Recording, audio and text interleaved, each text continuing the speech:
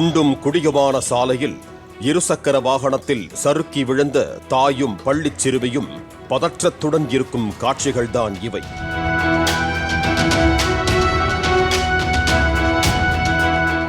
திருவாரூரில் இருந்து மயிலாடுதுறை செல்லும் சாலையில் கீழக்காவாத்துக்குடி ஊராட்சிக்குட்பட்ட EB காலனி, சேந்தமங்கலம் ஆகிய பகுதிகளில் சாலை நீண்ட நாட்களாக குண்டும் குழியுமாக பள்ளங்கள் நிறைந்து காணப்படுகின்றன. மழைக்காலத்திற்கு முன்பே சாலையில் காணப்பட்ட பள்ளங்களில் மழைநீர் தேங்கி மேலும் சிதிலமடைந்து காணப்படுவதால் தினம்தோறும் விபத்தை ஏற்படுத்தும் சூழல் நிலவி வருகிறது.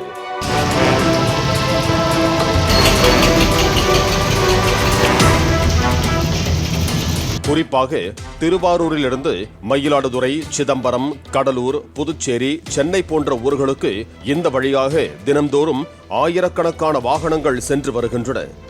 இந்த குண்டும் குழியுமான சாலையை சரி செய்யாத நெடுஞ்சாலைத்துறையினரை கண்டித்து சாலை மறியலில் ஈடுபட்டனர்.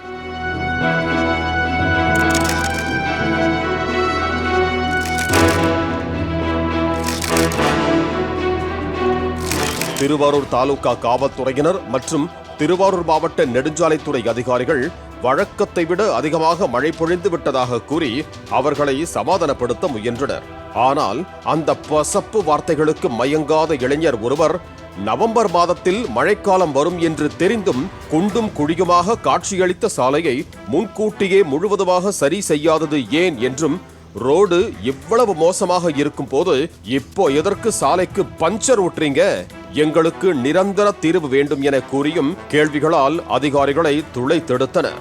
நவம்பர் மாசம் மழை வரும் தெரியுமா சார்? தெரியும் சார். தெரிஞ்சு நீங்க விட்டுறீங்க நாளைக்கு உங்களுக்கு. சரி வாங்க. உங்க வீட்ல ஒரு நம்பர் விட்டுருவீங்களா? ஒரு நிமிஷம் கேளுங்க சார். விட முடியாது சார். அதிகப்படியான மழை வந்துருச்சு. சார் வருஷம் முடியாது வரும். மழை காலத்துல மழை தான் வரும். மழை என்ன மாசம் வரும்? நீங்க நான் சொல்றது கேக்குற மாதிரி. மழை மே மாசம் வருமா? மழை வர்றதுக்கு மழை மே மாசம் வருமா? இல்ல சார், மழை வந்து டேமேஜ் ஆனிச்சுனா மழை வரதுக்கு முன்னாடி ரெடி பண்ணா உங்க வேலை. அதான் உங்க வேலை.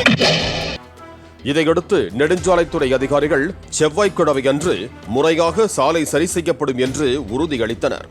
இருப்பினும் போராட்டத்தில் ஈடுபட்டவர்கள் தங்களுக்கு நிரந்தர தீர்வு வேண்டும் என கூறி வாக்குவாதத்தில் ஈடுபட்டனர். மழை பெய்யுறப்ப காங்கிரீட்டை கலைச்சு ஊத்துறாங்க. இங்க எப்படி நிக்கும்? வேற என்ன போடணும் சார்? மழை பெய்யுறப்ப எவன் தான் ஊத்தும்? பைத்தியாரா போய் ஊத்துவா சார்? இல்ல சார், அதெல்லாம் நீங்க சொல்லாதீங்க.